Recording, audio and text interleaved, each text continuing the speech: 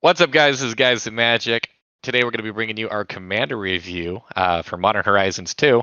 My name is Dave. My name's Hunter. I'm going to be Shane today. Just for today. All right, so the way that we're going to be doing this is we're going to be talking about a couple of the legendary creatures that come out with this set. We are going to be doing it in Wooburg order, so that means we're going to start off with the white legend. We're going to start off with the blue legendary creature because Wizards of the Coast apparently just doesn't like white. Every color got a legendary creature.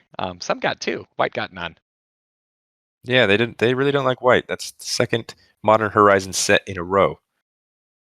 I mean, the first time they got a planeswalker.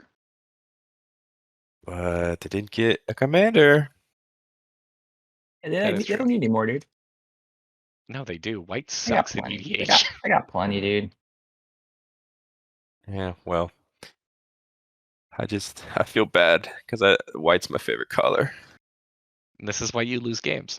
Yeah, probably. They just don't make a good commander. That's why. That's exactly why. All right, so the first card that we're going to talk about is Svyelun of Sea and Sky. It is 1 blue for a legendary creature. It's a merfolk god. It's a 3/4 with. It has indestructible as long as you control at least 2 other merfolk. Whenever it attacks, draw a card, and other merfolk you control have ward 1. So thoughts on this, boys? I love it. I think it's a great merfolk commander. Is it the best merfolk commander? That is up to debate. I think having ward on the card that gives other merfolk ward is fantastic. I love ward. I think it's a great addition to Magic, and I hope they continue putting that on cards moving forward, since they put it on Strixhaven. The other commander I was thinking that might be a little better is Kumena, Tyrant of Oraska, and that this card would fit nicely in that because that is a Simic commander. I can agree with that. It does open up a lot of, I think, a lot more avenues for this deck with it being able to add in that green because there's a lot of green merfolk that you'd probably want in there too. Yeah, I absolutely think if this card had anywhere on it like a little bit of green and it does a little extra, then I think this would be probably the best merfolk commander out there. A little extra. What else do you want it to do? Dude, draw you a card? It does that. Oh, shit. Then it does everything. It does everything. It's the one-stop shop for merfolk. Let's go. I don't know. I love the fact that it draws you a card. I don't know how good the indestructible clause on this is because I don't know. You have to have at least 2 other merfolk in order for the indestructible to turn on. Which, I mean, if you're playing merfolk, I feel like isn't really hard to do. There's definitely 1 and 2 drop merfolks easily. Oh yeah, the blue. The tribe as a whole is pretty low to the ground. You're saying it's a tempo style deck. Definitely. There you go. And as long as you can keep up tempo. Yeah. I don't know. My other complaint here being is it's ward 1. I don't know how applicable that's going to be because I mean that just means that like in most cases your removal now costs like 2 or 3 mana instead of 1 or 2. For EDH, you have like unlimited mana, dude. I mean, yeah, in EDH you just yeah. Yeah, I think the other new cards that they added with Modern Horizons 2, Rishadan Dockhand, 1 mana. That's a low to the ground merfolk. That's really good as well. I think that fits perfectly in this deck. I think overall, I think it could do a lot of damage. That plus like every other merfolk ever in existence. Mm-hmm. Yeah. All right. So with that being said, then if you had to give this thing a grade, what would you give it and why? I'd give it a B. And the reason I give it a B is I think it could be a very good commander for Merfolk Tribal, but it hurts itself limiting it to mono blue. I do like the Simic a little bit better. Nah, I give it an A, dude. It does great in Merfolk. Mono blue doesn't give a shit because all you care about is counter spells. Like what? Like you're chilling. It'll be great. Hey. I mean, on Shane's point, it does have that tempo and that you are going to be drawing a card so long as you're attacking with it. I do love that it's low to the ground with 3 mana. That's a nice spot for commander. Need to pay, dude. Yeah, come on. I'm giving it a C. You would. I'm gonna give it the lowest grade here. um, like you guys have mentioned, I mean, I think she'd probably be much better, obviously, if she was 2 or more colors. And I know that we're gonna mention this probably about all of our monocolored commanders out there that we're gonna talk about today. I wish the indestructible thing was just like always permanent, or ward was just like a little kicked up. I don't know. I feel like this card does so much, but I really wish it cost 4 or maybe 5 mana and did a little bit more. Well, yeah, because What more they do you tuned want? it. They tuned it for a different environment, though. They didn't tune it for EDH. Oh, I know. I think this card is great outside of that, but for EDH, I feel like had this cost 4 mana instead of Ward 2, I don't know. I just feel like Ward 1 is really not that big of a deal. I mean, your opponent is going to be having to cost 1 extra mana for every merfolk it targets. Nah, just kill this one first, and then then you're good. But it has indestructible if there's 2. Ah, path it. So, Path, yeah. All right, so Right. I gave it a C. Hunter gave it a B. Shane gave it an A. We're all over the spectrum on this one. So average grade for this is a B. That's right. Have fun with it. Go nuts. All right, next up we have a true all-star. This one is the mono black legendary. It's Tourach Dread Cantor. It's 1 and a black for a legendary creature, human cleric. He's a 2/1 with kicker black. It's got protection from white, and it says whenever an opponent discards a card, put a +1/+1 counter on it. And then whenever it enters the battlefield, if it was kicked, target opponent discards 2 cards at random. Hunter, take it away. You start us off with thoughts. Well, my thoughts are the kicker is cool until the commander tax gets out of hand. Because once that commander tax gets out of hand, you're not going to be kicking this creature very much longer. Because it starts off at 4. That commander tax now says if you want to kick it, it's going to cost 6. If you want to kick it, it's going to cost 8. If you're going to kick it, it's going to cost 10. And I think you might as well just not do the kicker at that point. If no one's running white at the table, then that sucks. As we know, there's no white commanders from this set, so white. This is very good.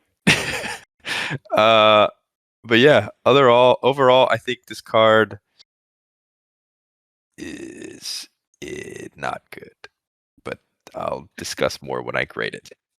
Not All right. good. That's a different word. I don't know what that. I think you Shane, how said about you? terrible. I think that it's not a good card for a commander. Sorry, commander. It would obviously be in a discard deck, right? You'd build around this and it'd be cool, I guess. But I don't know. I don't like it. I think this card is horrible. I love the fact that like the one little positive note Hunter tried to cling on with this was like it's got protection from white. So actually, this much better than the last card because obviously, I mean, the other one it may have indestructible, but you can path it. This one gets around path, and There then you it go. doesn't Wow. do anything. No, this card is horrible. All right, do we want to go with a 1/1 counter on it? But I mean, shit. Oh boy. I mean, actually, it'll get a 2+1/+1 counters because it's going to force your opponent to discard 2 cards at random. I definitely think like the discard 2 cards at random thing, like that's cool, and that can definitely be really impactful. But on turn 4, I probably don't care anymore because at that point, I probably have something in play that's going to help me draw some cards, or I've already got my good cards in play. Plus, in commander, you're not discarding their commander. Yeah. To be fair, though, you can also, if you build around it, play it on turn 2, discard turn 3. So you don't have to wait as long, but you don't have to kick it to make this card work. Yeah, but like I feel like you really want to, and having 3 black to cast and kick this on turn 2, I mean, that's going to be you're a mono. really you're mono. hard. Why? You're mono. Actually, you know what? I completely forgot about that. I had a brain fart. I had a little bit of an aneurysm there. Yeah, I hate this card. I tried to find deck lists for all of these to get an idea, and at the point in time whenever I was pulling it up, like there were legitimately 0 for this commander. So you play it obviously in a deck that cares about discard, which there's a lot of things that you could do in mono black with this card. I mean, you could play like a waste not deck. I still think that there are significantly better options out there if that's the direction you want to go in. I think this card is horrible, just about no matter how I look at it. Mm-hmm. So I've got this thing down as like this is never going to lead a deck. This is only ever going to be in the 99, and for that reason, I'm straight up just going to give it a D. It's a D I'm across on the the board for same me, dog. page. I'm on the same page with you, man. I gave it a D. I said this is a terrible card as a commander. Put it in a discard theme deck if you really want. We're all giving him the D, dude. Let's go. All right, he gets the D. The average is Alrighty. the D. Next up, we have Captain Ripley Vance. This one is 2 and a red for a legendary creature, human pirate. This is our only uncommon legendary creature from the set. It's a 3/2, and it says whenever you cast your third spell each turn, put a +1/+1 counter on Captain Ripley Vance. Then it deals damage equal to its power to any target. Ooh boy. All right, what do we got? Yeah, Hunter. Well, I'll kick it off again, and I'll just go ahead and say, does this card itself even deserve a legendary tag? That's the question. Because honestly, besides a little callback to Captain Ripley Vance with his cannons, I don't think this deserves to have a legendary tag at all. This You know card's that's a not chick, good. right? I mean, Doug. It's a dude for me, man. No, it definitely says she's in the flavor text. He's conquered, Hunter. Yeah. Have you not seen Well, you know Alien? what, dude? Sorry, I didn't assume gender. Wow. Well, it's said right there, though. It's stated for you. I know. Well, I just didn't assume, okay? I didn't even read the flavor text. I just think this is only good if you're running low-cost spells to make sure you're getting out 3 a turn. Because 3 spells per turn, it's kind of a lot. Yeah. And I don't know. Apparently, I thought you could cast spells like a slinger. So, I don't know what that means. I think you Yeah. may have been a little inebriated whenever you did the notes for this one. Okay. I guess that means that you can cast a lot of spells, so. I mean, that's what this cares about. I did put down that, like, I could see this in, like, a Storm deck if you really want to play Mono Red Storm, although, just throwing it out there, this is not good for it. I guess it's an aggro deck because, like, it gets bigger and it can hit any target, so, like, nuke your opponent, I guess. And then my last one, probably my favorite thing that I would want to build around if I were going to build this, would be like a fling deck, where I'm just like casting a bunch of shit and then I just fling this at my opponent to just try and like knock him out. Throw the whole cannons.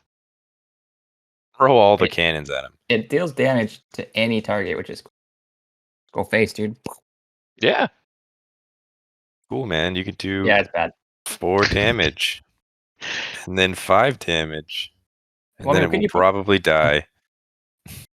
Aren't there any other cards that give a +1/+1 to cards? I mean, buff this motherfucker. Sure. Yeah, I don't know. So what kind of decks would this run in, David? I mean, I mentioned like Storm, Fling, and Aggro are the 3 that I thought of, but there are literally better alternatives for all 3 of those in Mono Red. You This is guys are not good. thinking- You're thinking so close-minded.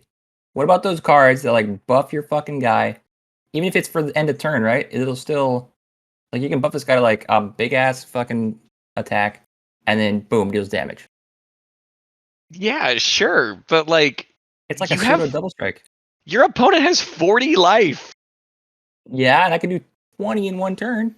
Yeah, that's great. They're still not dead, and now they're just pissed off at you. Or the life, or whatever. It's a bad card. Yep. All right, so I gave this one a D, just kind of the letter grade for it. I think this is like super build around, and like even at that, it's not very rewarding in the case that you do like go super balls deep on trying to make this thing work. I gave this card an F. Wow. Straight up. I said this card is too specific to see play as a commander, and there are much better options just to deal some damage. Mark his words. I gave it a D. D. You're very fond of that so far. Well, actually, never mind. You're only 2 for 3. All right, so average letter grade on this thing is a D. Yep. Bad. Bad card. Next up, not bad card. We got everybody's favorite monkey. This one is Ragavan Nimble Pilferer for a single red mana. It's a legendary creature monkey pirate. It's a 2/1 that says whenever it deals combat damage to a player, create a treasure token and exile the top card of that player's library. Until end of turn, you may cast that card. It also has dash for 1 and a red. What's Shane, I dash want you do? to start this one off. Seems really good. That's all I put down. But this cards are going to make waves in so many different formats that I don't see why I wouldn't translate over into EDH very easily. Yeah, it's. Did we talk about this already? Does the dash ever? That never takes over for commander, right? So commander tax will affect the dash, yeah. That's stupid. If that didn't, this card would be broken, I guess. But yeah, really good card, dude. Turn one. I mean, a turn 1 EDH, pretty good. Yeah, I this got. is your turn 1 drop Yeah, 99% of the time. and you get a treasure. That's pretty good. Yeah, 99. I completely agree. It's fast as fuck to play. You're gonna be ramping very quickly with getting that treasure next turn. I think playing. I just always find it really cool if you can play your opponent's stuff just to piss them off.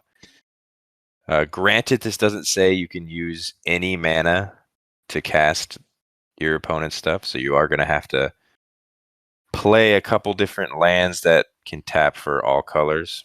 No, you won't. He makes treasures. The treasures tap for any color. That's also true. You're right. But just as an extra backup, you can play a couple things that tap for different colors. See, you guys are so cute with this because like you're looking at this from that, oh man, I'm gonna exile my opponent's stuff. I'm looking at this from the perspective of just a complete asshole. And I'm thinking, okay, I dropped this on turn 1. Turn 2, I'm gonna swing in with my monkey, drop another mountain, and then I'm gonna cast Blood Moon. What a dick. I'm gonna be an ass. Or I'm gonna start like casting like Winter Orb, and I'm gonna try and like lock people out of the game, and that's totally fine because like I'm just making treasures over here with my little monkey swinging in. So like my mana is gonna be coming in just fine. Yep, Yeah, that's true. that's the way to play. You do have a good point there. I don't know. I like this monkey a lot. I like this. I like What this monkey. That kind of decks you seeing from this, David? I put down Storm for this one as well, just because he does generate a lot of mana. Obviously he would make for a fantastic aggro commander because he's going to hit the deck immediately. Also, you can build around this guy, and it means that like you care about artifacts because the treasure tokens that he makes are also artifacts. And then my personal favorite, as I just mentioned, is any kind of like prison deck where you're just trying to lock your opponent out of the game as fast as possible. Yeah. yeah. Yeah, Make that's sure that mean. make sure my little 2/1 stays relevant forever whenever everything just like becomes impossible to cast. Mm-hmm. This So. Put this in a land destruction deck, dude. Yeah, dude. Even at that, man, because then you're gonna start blowing up their lands and like Like, you bitch, I got don't treasure. care. Yeah, you make treasures every turn with this. That's a it big is yikes. pretty dope. The more I think about it, the more I hate this card. You gonna give hate it it because there's so many different directions that you can take this monkey. Yeah, I want to give it an F now. It's not the principle. All right, what is your real grade for this thing, Shane? It's a goddamn B because I can't do A. I could live with Can't that. do A. I gave this thing a B as well. Yeah, it's really difficult to argue with a 1-mana commander, especially one that nets so much value. Yeah, I also gave this a B. I said this is a fun, fast commander. I think it'd be really cool to build around, as you said, of all the potential decks that it could make. I also list this as my favorite commander they announced from Modern Horizons 2. Just wait. I'm probably going to build this. Oh, do it. Dude, we just gave him ideas for prison and fucking land destruction. Yeah, but he's not Crap. gonna play that though, dude. You know, his playstyle is like, I'm gonna play Zoo. No, dude. He's totally gonna be over here fucking trying to play cards from our decks. That's what he's gonna be doing. That's not his playstyle, but whatever. All right. So we all gave it a B, obviously, so average is B. All right, next up we have a mono green commander. This one is Aeve? Eva. Progenitor Ooze. It is 2 green, green, green for a legendary creature Ooze. It's a 2/2 with Storm. It also says it isn't legendary if it's a token. And it enters the battlefield with a +1/+1 counter on it for each other Ooze control. All right. Yeah. Who wants to start this one off? I had some strong opinions on this card. Oh, take it away. I said had because like I don't fully have that opinion anymore, but it's probably still. It's pretty shitty. That's I'm gonna say that it's kind of weird to have like a green storm deck, but maybe I'm just naive. Something about having 14 million mana, and I didn't like the you can't play op obviously, so I don't know what any of that means. Neither do we. So either way, Shane.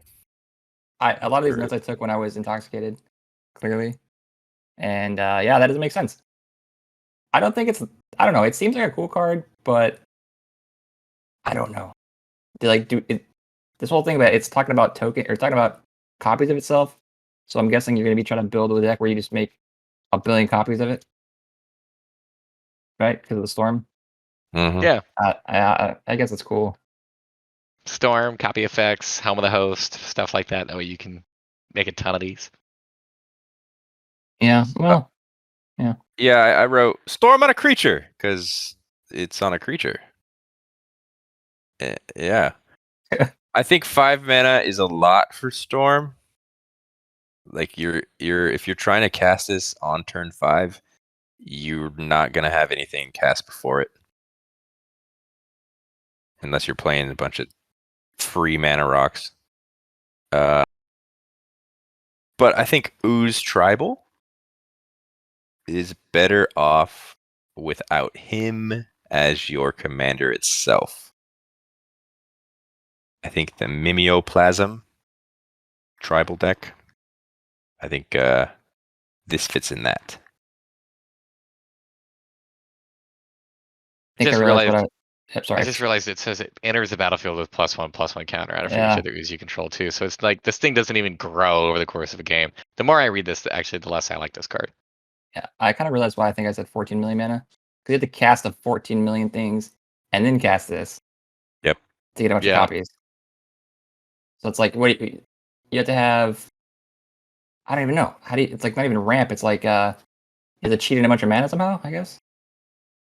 Which I is not mean, impossible.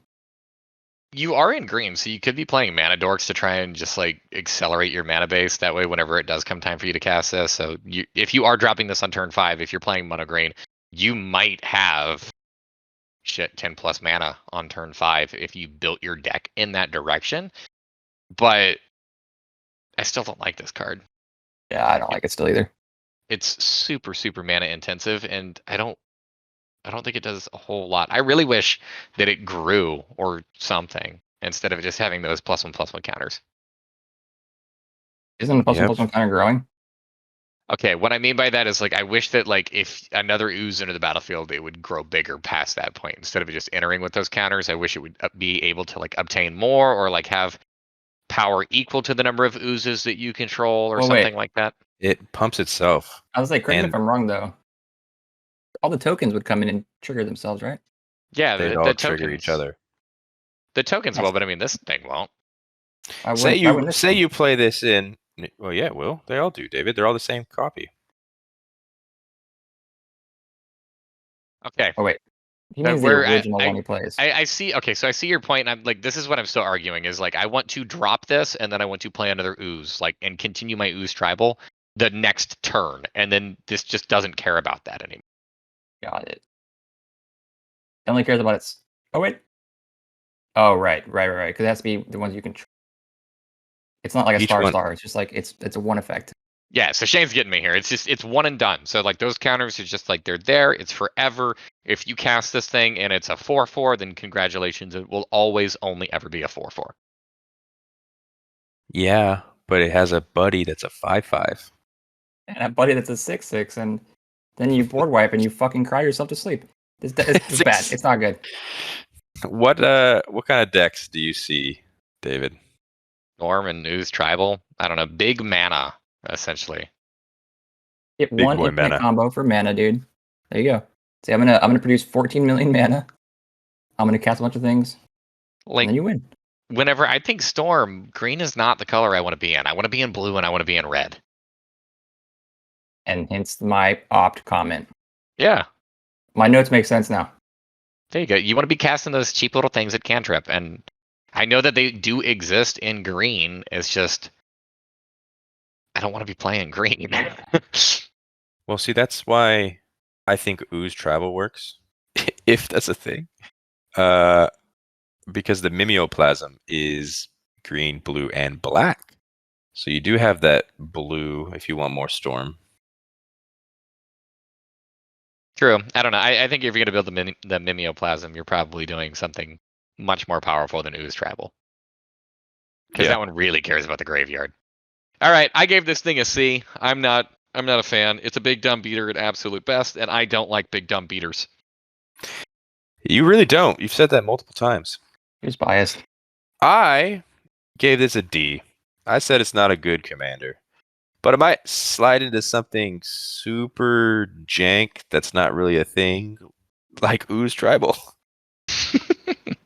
And I just rounded out the bottom with the F, dude. Didn't like it. Your first F. Wow, I am First not F. high on this card, and I gave the best grade here. Oh, you must know That's something I don't know. Yeah, I pretty guess wild. so. Maybe I was That's- drunk whenever I was doing this too. A C, maybe. huh? So average of that, it's going to get a D. Yep. All right, last monocolor legendary from the set. We have Reptar. We have Thrasta Tempest's Roar. It is 10 green. Yeah. All right, it's a legendary creature. It's a dinosaur. It's a 7/7 with. This spell costs 3 less to cast for each other spell you cast this turn. It has trample and haste. It has trample over planeswalkers, which is new and cool. And it has hexproof as long as it entered the battlefield this turn. It comes in like a wrecking ball. Yeah, I'll go ahead and start. Just go ahead and say 12 mana is a shit ton. Granted, it does cost No. 3 less for each other spell cast this turn.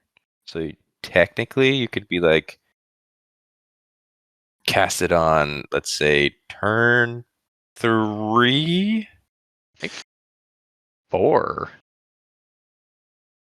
Well, it depends if you put some mana rocks in, you know? Oh, okay. Functional. I was trying to do the mana equivalent. So, like, what is the absolute cheapest you could potentially get this thing? Yeah, if you threw in mana rocks before you cast this, then it would be like, oh man, 7/7 turn 3. That'd be crazy.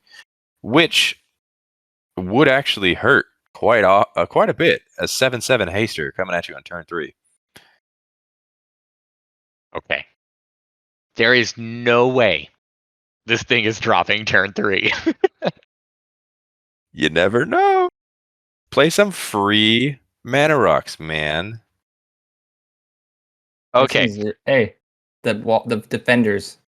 0 mana, boom. There you go. That new deck. You just found Yeah, dude. a new toy for you. Yeah, well, I just think the only decks that this would probably fit into is like Storm or just a Dino Tribal. What are your thoughts on the grades? All right. So, I'm going to give this thing a D. It sucks. I'm never going to play this card. Never going to build around it. I'm not interested. Play it in Storm. Play it in Dinosaur Tribal. I also gave it a D. I said it's decent in a 99 Dino Tribal, but not really much else. He's also looking like the cousin or brother of Calamax with the lightning on his back for some reason. I don't know why. Oh, Max, I was gonna say he looks like Godzilla, dude. Callback. Yeah, but you It's could gonna already make a Godzilla commander. Yeah. But not whatever. It's gonna D. D for Dino. Go. All right. So, on average, it got a D. These cards, these monocolor legendaries, I've got to say, with the exception really of like 1.5, because I do like the monkey and I do like the merfolk. They suck. Yeah, they're not good. Alrighty, I well, like, I like the monkey though. so this was our monocolor legendary review. We are going to have a part 2 to this where we go over the multicolor legendary review. There's a ton more to talk about whenever it comes to those. Most of those are not anywhere near as bad as most of these. So thank you for putting up with us kind of whining, bitching, and moaning a little bit. This is Guys at Magic. Don't forget to like and subscribe. Follow us on social media. And we will see you guys next time. Later. bye.